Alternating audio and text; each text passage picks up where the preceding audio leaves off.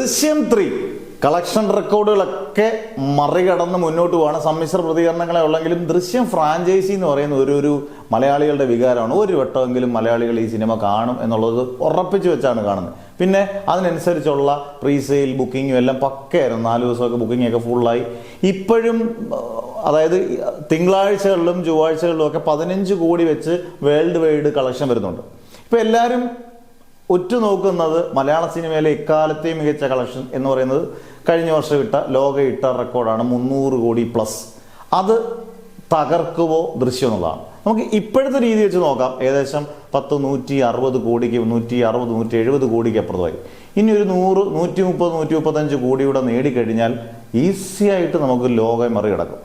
കേരളത്തിൽ എനിക്ക് തോന്നുന്നു നമ്പർ 1 എത്രയും പെട്ടെന്ന് തന്നെ ദൃശ്യം 3 ആകാനുള്ള ചാൻസ് വളരെ കൂടുതലാണ്. വേൾഡ് വൈഡ് നമുക്ക് ഈ ജൂൺ 1-ാം തീയതിയൊക്കെ മുതൽ നമുക്ക് കൃത്യമായിട്ട് അറിയാം. കാരണം പല സിനിമകൾ, ചെറിയ ചെറിയ സിനിമകളൊക്കെ ഇനിയിപ്പോൾ കാട്ടാളൻ ഇവിടെ റിലീസ് ചെയ്യുന്നുണ്ട്. പക്ഷേ അതൊന്നും എനിക്ക് തോന്നുന്നു ദൃശ്യത്തെ ബാധിക്കാൻ യാതൊരു ചാൻസില്ല. ദൃശ്യത്തിൻ്റെ ഓഡിയൻസ് അത് കാണണമെന്ന് ആഗ്രഹിക്കുന്നവർ കണ്ടിരിക്കും. ചുരുക്കം പറഞ്ഞാൽ ദൃശ്യം 3 ഇതുപോലെ മുന്നോട്ട് പോയാൽ ഇപ്പോഴും 10 താഴെ 1 അവറിൽ ബുക്കിംഗ് വരും. 10K താഴെ 1 അവറിൽ ബുക്കിംഗ് പോലും വരുന്നില്ല. 10-നും 15-നും ഇടയിലൊക്കെ എപ്പോഴും ഉണ്ട്. 15K 18K ഇങ്ങനെ പോവുക. ഇങ്ങനെ പോകുന്നൊരു സിനിമ എന്തായാലും ഈ രീതിയിൽ പോയാൽ ഒരു കൂടിപ്പോയ ഒരാഴ്ച കൊണ്ട് 300 കോടി കടക്കുമെന്നുള്ള ഉറപ്പാണ്. ഈ രീതിയിൽ മുന്നോട്ട് പോയാൽ. ഇനി എന്തെങ്കിലും കളക്ഷനിൽ പെട്ടെന്നൊരു ഡ്രോപ്പ് വന്നാൽ മാത്രമേ ഉള്ളൂ. റിപ്പീറ്റഡ് ഓഡിയൻസ് ഇല്ല എന്നുള്ളതായിരിക്കും ചിലപ്പോൾ ഇതിൻ്റെ ആകെയുള്ളൊരു നെഗറ്റീവ് വരാൻ പോകുന്നത്. പക്ഷേ അല്ലാഞ്ഞിട്ട് തന്നെ എന്തോ തൂക്ക് കളക്ഷനാണ്.